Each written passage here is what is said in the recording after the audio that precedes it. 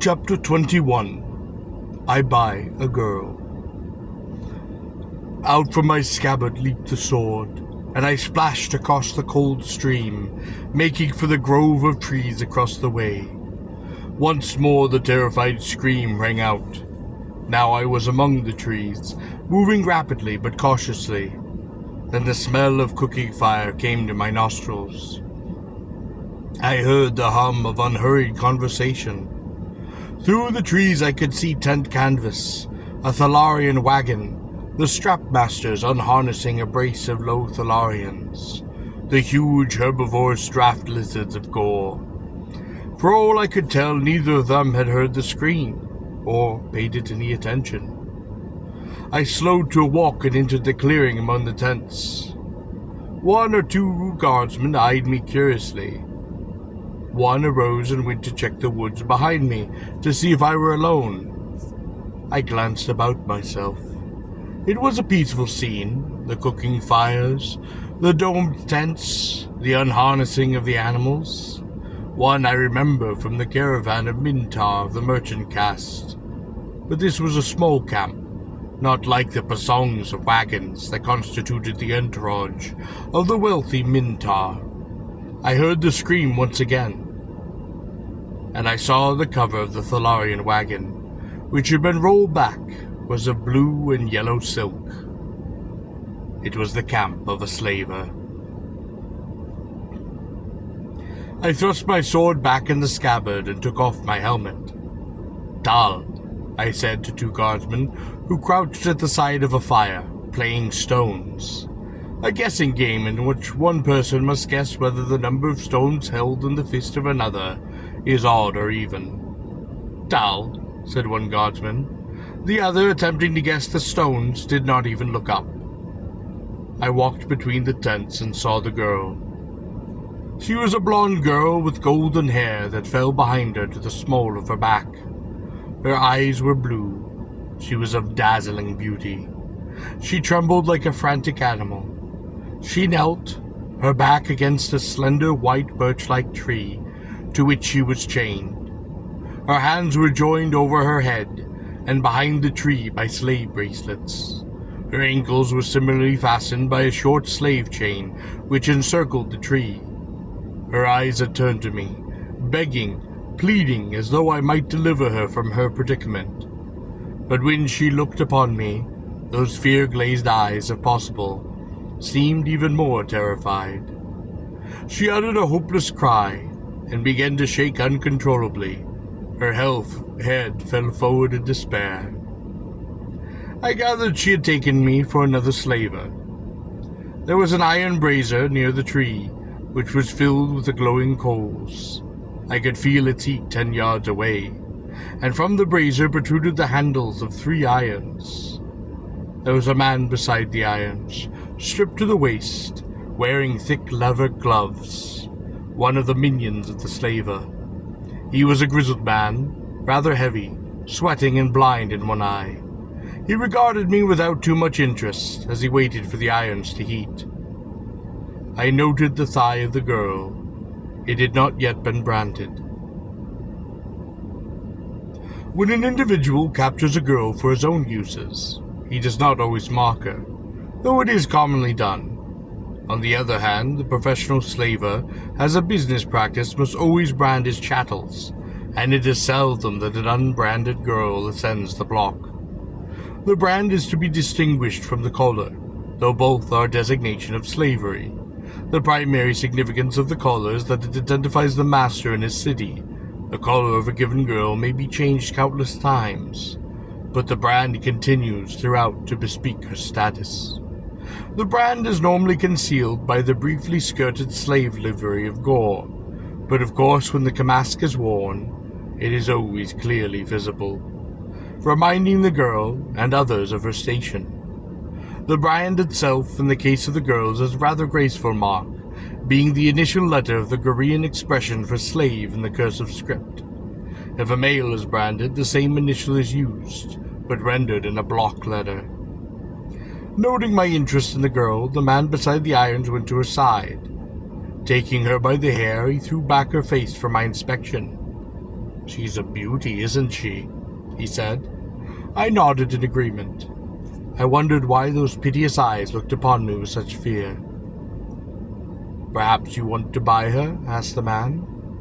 No, I said. The heavy-set man winked his sightless eye in my direction. His voice lowered to a conscriptal whisper. She's not trained, he said, and she is hard to manage as a sleen. I smiled. But, said the man, the iron will take that out of her. I wondered if it would. He withdrew one of the irons from the fire, and it glowed a fiery red. At the sight of the glowing metal, the girl uncontrollably screamed, pulling at the slave bracelets, at the shackles that held her to the tree. The heavy-set man thrust the iron back into the brazier. She's a loud one, he said shamefacedly. Then, with a shrug in my direction, as if to ask my pardon, he went to the girl and took a handful of her long hair. He wadded it into a small, tight bowl and shoved it in her mouth. It immediately expanded, and before she could spit the hair out, he had looped more of her hair about her head, tying it, in such a way as to keep the expanded bowl of hair in her mouth. The girl choked silently, trying to spit the ball of hair from her mouth, but of course she could not. It was an old slaver's trick, and I knew townsmen sometimes silenced their captives in the same way. Sorry, sweet wench, said the grizzled man, giving the girl's head a friendly shake, but we don't want Dargo coming over here with his whip and beating the Tharlian oil out of us both, do we?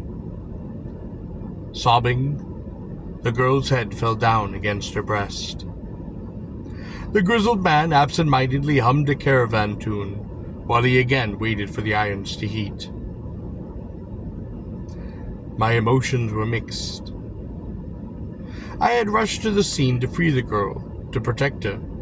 Yet when I arrived, I found that she was merely a slave, and that her owner, quite properly from Gor's point of view, was attending to the routine business of marking his property. Had I attempted to free her, it would have been as much an act of theft as if I had driven off the Tharlian wagon. Moreover, these men bore the girl no animosity. To them she was just another wrench on a chain, perhaps more poorly trained and less docile than most. If anything, they were merely impatient with her, and thought she made too much of a fuss about things. They would not comprehend her feelings, her humiliation, her shame, and her terror. I supposed even other girls, the other freight of the caravans, might think she made too much of things. After all, did a slave not expect the iron? Expect the whip? I saw the other girls some 30 yards away, in chemisks, the cheapest of the slave garments. They were laughing, talking to one another, disporting themselves as pleasurably as free maidens might have. I almost did not notice the chain that lay hidden in the grass. It passed through the ankle ring of each, and on each end encircled the tree to which it was padlocked. The irons would soon be hot. The girl before me, so helpless in her chains, would soon be marked. I have wondered upon occasion why brands are used on Korean slaves. Surely Koreans have at their disposal means for indelibly but painlessly marking the human body. My conjecture, confirmed to some extent by the speculations of the old Tarl, who had taught me the craft of arms in Koraba years ago, is that the brand is used primarily, oddly enough, because of its reputed psychological effect. In theory, if not in practice, when the girl finds herself branded like an animal, finds her fair skin marked by the iron of a master, she cannot fail, somehow, in the deepest levels of her thought, to regard herself as something which is now owned, as mere property, as something belonging to the brute who has put the burning iron to her thigh. Most simply, the brand is supposed to convince the girl that she is truly owned. It is supposed to make her feel owned. When the iron is pulled away and she knows the pain and degradation and smells the odor of her burned flesh, she is supposed to tell herself, and understanding its full, terrible import, I am his. Actually, I suppose the effect of the brand depends greatly upon the girl. In many girls, I would suppose the brand is little effect, besides contributing to shame, their misery, their humiliation. With other girls, it might well increase their intractability, their hostility. On the other hand, I have known several cases in which a proud, insolent woman, even one of great intelligence, who resisted a master to the very touch of the iron, once branded, became instantly a passionate and obedient pleasure slave. But all in all, I do not know if the brand is used primarily for its psychological effect or not. Perhaps it is merely a device for merchants who must have such means for tracing runaway slaves, which would otherwise constitute a costly hazard to their trade. Sometimes I think the iron is simply an anachronistic survival from a more technologically backward time. One thing is clear, the poor creature before me did not wish the iron, and I felt sorry for her. The minion of the slaver withdrew another iron from the fire. His one eye regarded it appraisingly. It was white-hot, with cherry sparks. He was satisfied. The girl shrank against the tree, her back against its white, rough bark. Her wrists and ankle pulled at the chains that fastened them behind the tree, and her breathing was spasmodic. She trembled. There was terror in her blue eyes. She whimpered. Any other sound she might have uttered was stifled by the gag of hair. The slavered minion locked his left arm about her right thigh, holding it motionless. "Don't wiggle, sweet wench," he said, not without some kindness. "You might spoil the brand." He spoke to the girl soothingly as if to calm her. "We want a clean, pretty band.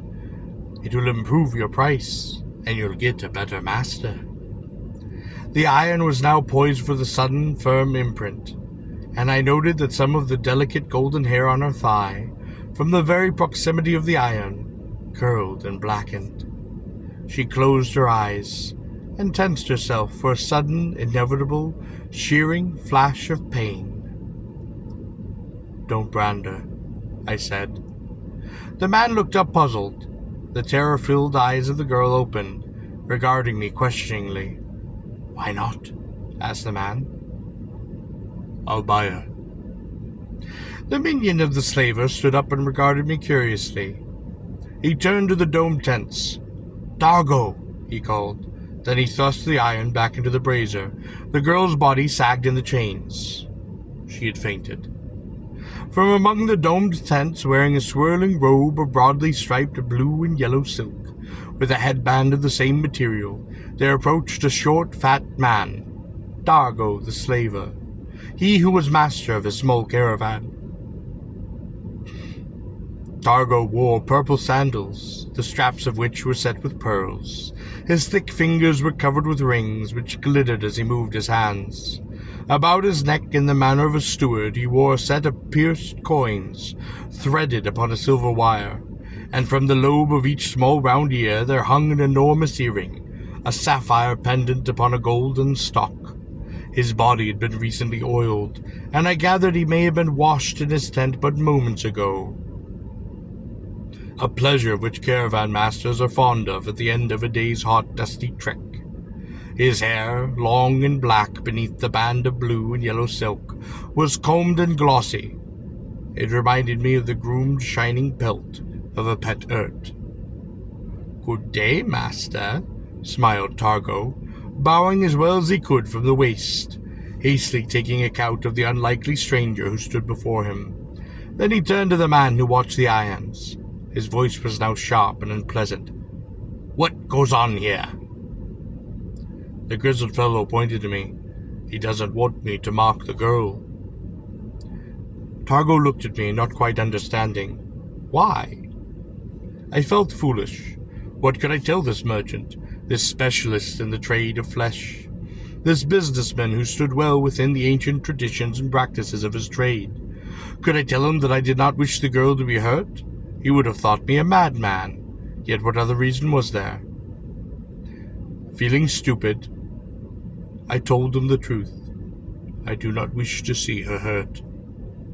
Targo and the grizzled master of the irons exchanged glances.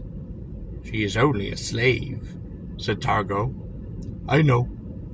The grizzled man spoke up. He said he'd buy her. Ah, well, that's different. Targo's tiny eyes gleamed. His expression of great sadness transformed his fat ball of a face. But it is sad. She is so expensive. I have no money, I said. Targo stared at me uncomprehendingly. His fat, small body contracted like a pudgy fist. He was angry. He turned to the grizzled man and looked no more at me. Brand the girl. The grizzled man knelt to pull one of the irons from the sword. My sword pushed 1/4 of an inch into the belly of the merchant. Don't brand the girl. Obediently, the man thrust the iron back into the fire. He noted that the sword was at the belly of his master, but did not seem unduly disturbed. Shall I call the guardsmen? He asked. I doubt they could arrive in time, I said evenly. Don't call the guardsmen, said Targo, who was now sweating. I have no money, but I do have the scabbard. Targo's eyes darted to the scabbard, and moved from one emerald to the other. His lips moved silently. 6 of them, he counted. Perhaps we can make an arrangement. I resheathed the sword. Awaken the slave, said Targo to the grizzled man, and grumbling the man went to fetch a leather bucket of water, of whom the small stream near the camp. Targo and I regarded one another until the man returned, the leather bucket hanging over his shoulder by its straps. He hurled the bucket of cold water from the melted snow of the Sadar upon that chained girl, who sputtered and shivered, opening her eyes. Targo, with his short rolling steps, went to the girl and placed one thumb, wearing a large ruby ring, under her chin, pushing her head up. A true beauty, and perfectly trained for months in the slave pens of Ar. Behind Targo I could see the grizzled man shaking his head in negativity. And, said Targo, she is quite easier to please. Behind the man, there winked his sightless eye and stifled a snort. As gentle as a dove, as docile as a kitten, continued Targo. I slipped the blade of my sword between the girl's cheek and the hair that was bound across her mouth. I moved it, and the hair, as lightly as though it had been air, floated from the blade. Her girl fixed her eyes on Targo. You bad, filthy earth, she hissed. Quiet, she Thalian, he said. I don't think she's worth much, I said. Oh, bastard, cried Targo, swirling his robes in disbelief that I could have uttered such a thought. I paid 100 silver tarn discs for her myself. Behind Targo, the grizzled man quickly held up his fingers, opening and closing them 5 times. I doubt, I said to Targo, that she is worth more than 50. Targo seemed stunned. He looked at me with new respect. Perhaps I had once been in the trade. In truth, 50 silver tarn discs was still an extremely high price, and indicated the girl was probably of high caste as well as extremely beautiful. An ordinary girl of low caste, calmly but untrained, might, depending upon the market, sell for as little as 5 or as many as 30 tarn discs. I will give you 2 of the stones from the scabbard for her, I said. Actually, I had no idea of the value of the stones, and I didn't know if the offer was a sensible one or not. An annoyance, looking over the rings of Targo and the sapphires which hung from his ears, I knew he would be a much better judge of their value than I.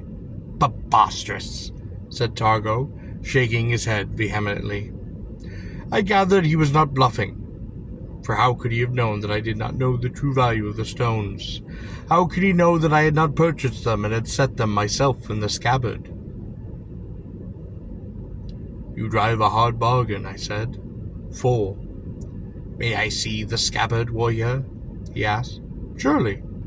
And I removed it from the belt and handed it to him. The sword itself I retained, knotting the scabbard straps and thrusting the blade into them. Targo gazed at the stones appreciatively. Not bad, but not enough. I pretended to be impatient. Then show me your other girls, I said. I could see this did not please Targo, for apparently he wished to rid his chain of the blonde girl. Perhaps she was a troublemaker, or was dangerous to retain for some other reason. Show him the others, said the grizzled man, This one will not even say by me, master. Targo threw a violent look at the grizzled man, who smiled to himself and knelt to supervise the irons in the brazier. Angrily, Targo led the way to the grassy clearing among the trees. He clapped his hands sharply twice, and there was a scurrying and tumbling of bodies and the sound of the long chain slipping through ankle rings. The girls now knelt, each in the position of the pleasure slave, and their kamasks upon the grass, and a line between the two trees to which the chain was fastened. So I passed each. She boldly raised her eyes to mine, and said, "By me, master." Many of them were beauties, and I thought that the chain, though small, was a rich one, and that almost any man might find thereon a woman to his taste. There were vital, splendid creatures, many of them undoubtedly exquisitely trained to delight the senses of a master. Many of the cities of Gor were represented on that chain, sometimes spoken of as the slaver's necklace. There was a blonde girl from lofty Thentis, a dark-skinned girl with black hair that fell to her ankles from the desert city of Tor, girls from the miserable streets of Port Car and the delta of the Basque, girls even from the high cylinders of Great R itself. I wondered how many of them were bred slaves, how many had once been free. And as I paused before each beauty in that chain and met her eyes and heard her words, "Buy me, master," I should ask myself, why should I not buy her? Why I should not free her instead of the other girl? Were these marvelous creatures, of each of whom already wore the graceful brand of the slave girl, any the less worthy than she? No, I said to Targo. I will not buy any of these. To my surprise, a sigh of disappointment, even a keen of frustration coursed down the chain. Two of the girls, she from Tor and one of the girls from R, did weep, their heads buried in their hands, and I wished I had not looked at them. Upon reflection, it seemed to me clear that the chain must, in the end, be a lonely place for a girl, filled with life, knowing that the brand was destined her for love, that each of them must long for a man to care enough to buy them, that each must long to follow a man home to his compartments, wear his collar, wear his chains, where they will learn his strength and his heart and will be taught the delights of submission, better the arms of a master than the cold steel of the ankle ring. When they said to me, "Buy me, master," it had not simply been a ritual phrase. They had wanted to be sold, to me, or I suppose to any man who would take them from the hated chains of Targo. Targo seemed relieved. Clutching me by the elbow, he guided me back to the tree where the blonde girl knelt, chained. As I looked at her, I asked myself, why she? Why not another? Why any? What would it matter if her thigh too should wear the graceful brand? I suppose it was mostly the institution of slavery I objected to, and that the institution was not altered if I should, as an act of foolish sentiment, free a single girl. She could not go with me into the Sadar, of course, and when I abandoned her, she, alone and unprotected, would soon fall prey to a beast, or find herself again upon another slaver's chain. Yes, I told myself, this was most foolish. "I have decided not to buy her," I said. Then, strangely, the girl's head lifted. She looked into my eyes. She tried to smile. The words were soft, but clearly and unmistakably spoken. "Buy me, master." "Aye!" cried the gazed man, and even Targo the slaver looked shocked. It had been the first time the girl had uttered the ritual phrase. I looked upon her, and I saw that she was indeed beautiful, but mostly I saw that her eyes pleaded with mine. As I saw that, my rational resolve to abandon her dissipated, and I yielded, as I sometimes had in the past, to an act of sentiment. "Take the scabbard," I said to Targo. "I will buy her." "And the helmet," said Targo. "Agreed." He seized the scabbard, and the delight with which he clutched it told me that I had been, in his mind, sorely bested in the bargaining. Almost as an afterthought, he plucked the helmet from my grasp, and both he and I knew it was almost worthless. I smiled ruefully to myself. I was not much good in such matters, I suppose, but perhaps if I had but better known the value of the stones. The girl's eyes looked into mine, perhaps trying to read in my eyes what would be her fate, for her fate was now in my hands, for I was her master.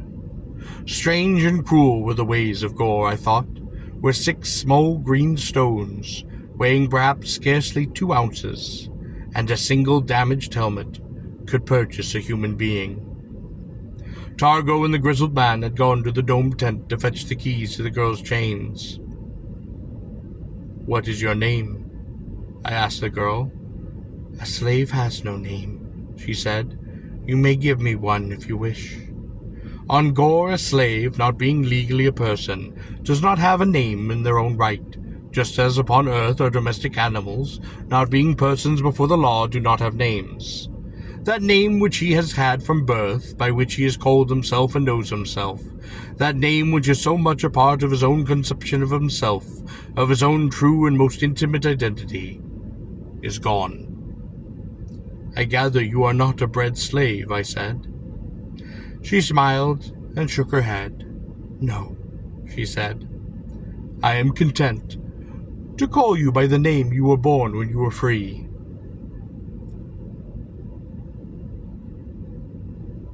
"You are kind," she said. "What was your name when you were free?" I asked. "Lara," she said. "Lara?" I asked. "Yes, warrior," she said. "Do you not recognize me? I was once Tatrix of Tharna."